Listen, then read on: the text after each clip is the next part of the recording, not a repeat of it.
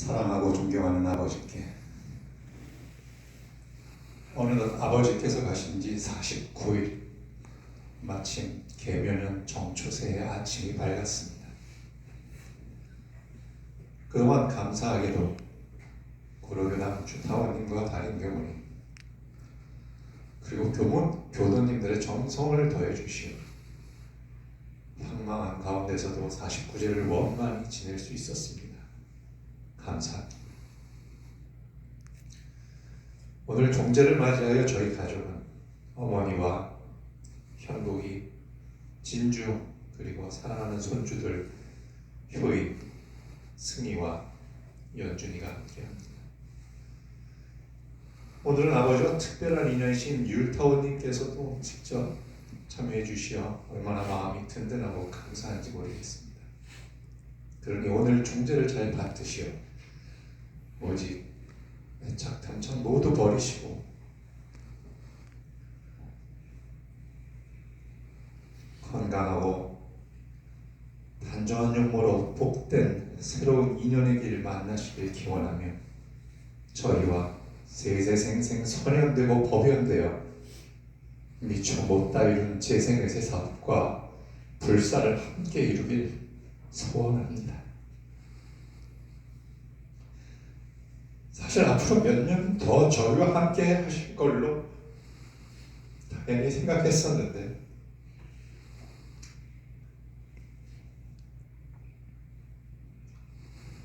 이처럼 후련히 열만해 드시다니 지금도 믿을 수가 없습니다. 아버지께서는 어려서 일찍 독립을 하시고 형제들을 포함하여 가족을 책임져야 했던 가장으로서 가정 형편이 매우 어려워 끼니 걱정과 제대로 누울 공간조차 없었음에도 오직 공부로 성공하겠다는 일념으로 밤을 새워 공부하신 끝에 박사학위까지 하시고 학원 사업을 통해 교육 사업에 전념하셨던 그야말로 입지전적인 생을 살아오셨습니다. 아버지는 참으로 재주가 많으셨지요. 그림과 글씨 등에 탁월하셨고 선비가 갖추어야 할 덕목 중에 특히 시문학의 조예가 깊으시어 대한민국 시조문학계의 최고 원로 시인으로 수많은 후배 시인들의 존경 속에 지금도 저희 집 우편하면은 거의 매일 전국의 수많은 문인들이 보내오는 문학 서적들이 배송되어 오고 있습니다. 그걸 볼 때마다 다시 한번 아버지의 깊은 문학의 숨결을 느낍니다. 아버지께서 이미 오래전 써놓으신 시작들을 다시 살펴보면서 그 소중한 의미를 이제야 깨닫는 어리석음이 부끄럽고 죄스럽습니다. 재작년 당뇨로 인한 저혈당 쇼크로 병원에 입원하셨을 때 다시 회복하시어 이제부터 부처님 법 공부 제대로 해야겠다고 하시던 말씀이 선합니다. 아버지께서는 비록 교당에 직접 나가지는 않으셨지만 늘 어머니의 원불교 활동을 묵묵히 후원하셨고 부처님 공경의 마음을 놓지 않으셨습니다.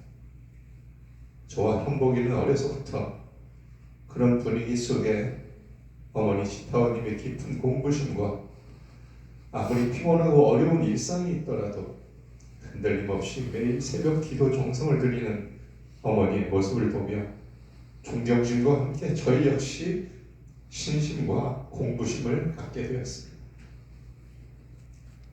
원래 여행을 별로 좋아하지 않으시고 항상 집과 학원만을 생활 토전으로 여기시던 아버지께서 해외여행 자유화가 시행되었던 80년대 초 처음으로 해외여행을 떠나셨지요.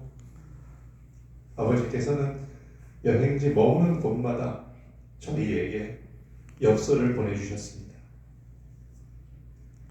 그때까지는 늘 과묵하고 조금 무섭게만 느끼던 아버지였는데 엽서마다 어머니의 안부를 살뜰히 챙기시고 또 저희에게 다정한 글을 남겨주시어 새롭게 아버지에 대한 정을 느끼게 한 것이 지금도 오래도록 기억에 남습니다. 아버지의 효심은 아버지가 쓰신 문학 작품에 많이 나옵니다. 특히 저에겐 할머니이시던 어머니에 대한 절절한 사모곡은 저 역시 가슴 깊이 효를 다하지 못한 참회의 눈물을 흘리게 합니다.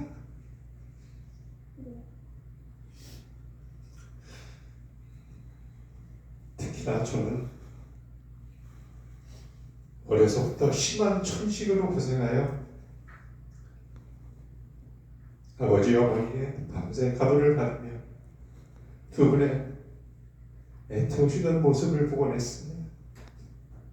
더불어 하나뿐인 동생 현복이에게도 힘들게 하여 너무도 미안했지. 하지만 그 모든 것은 원불교의 부모운으로 승화되었고 이후 사회생활을 하면서 건강에 대한 소중함을 일깨워주어 지금은 누구보다도 건강한 생활을 하고 있음은 모두 두 분과 하나님의 은혜가 아닐 수 없습니다. 아버지께서는 동양 고전 중 중용의 도의 깊은 의미를 깨닫고 실천하신 선비셨습니다.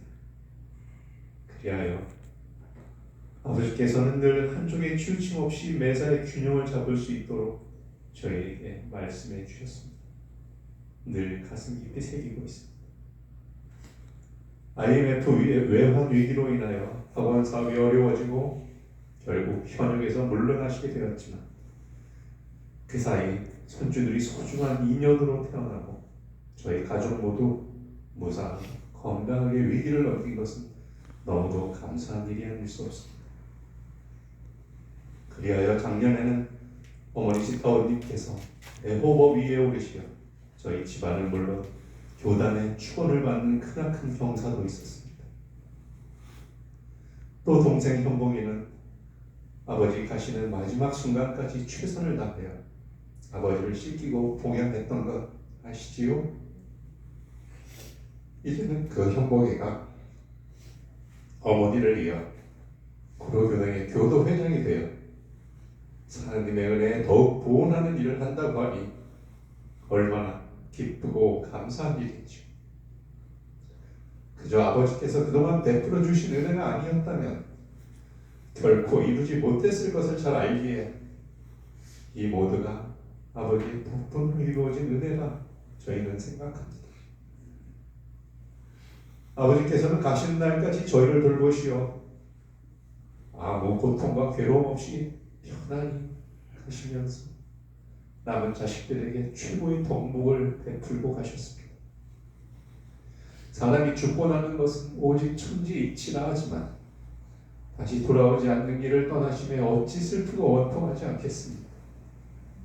그러나 오직 원불교 법을 공부하는 저희로서는 대종사님께서 촌도표에 밝혀주신 바와 같이 사람이 죽고 사는 것을 비유하면 눈을 떴다 감았다 하는 것과도 같고 숨을 들이쉬었다 내쉬었다 하는 것과도 같고 잠이 들었다 깼다 하는 것과도 같은 사람에 따라 조금 빠르고 늦는 차이는 있을지라도 낳고 죽는 것이 둘이 아니고 깨친 사람은 이를 변화로 알고 깨치지 못한 사람은 이를 생사로 안다고 하십니다. 저희는 아버지를 떠나보내매 눈물과 원통함보다는 열반을 축원하고 새 인연의 복됨을 축원하기로 마음먹었습니다. 이제 오직 이 법을 따라 새로운 인연으로 법연으로 다시 만날 것을 믿습니다. 이제 생사가 본래 풀 아님을 확연히 깨치셨으니 저희에 대한 모든 걱정은 거두시고 편히 길을 떠나서서 아버지시오. 이제 저희는 아버지께서 항상 강조하시던 집안의 우애와 화목을 잘 지켜내겠습니다. 손주들인 효연, 승희, 연준이를 잘 이끌어 훌륭한 사회의 동량이 되도록 하겠습니다. 집에 가면 제 방에 아버지 사진을 걸어놓고 법문을 들려드리고 인사하고 있는데 볼 때마다 느끼지만 참 잘생기셨습니다. 어머니가 다 나셨을 만합니다. 이 세상에 둘도 없는 효자였고 늘 공부하는 선비이셨고 과묵 하나 자상한 남편이셨고 하늘 같은 아버지셨고 인자하신 할아버지셨던 송사님이시여 고맙습니다. 감사합니다. 김일로 1월 2일 아들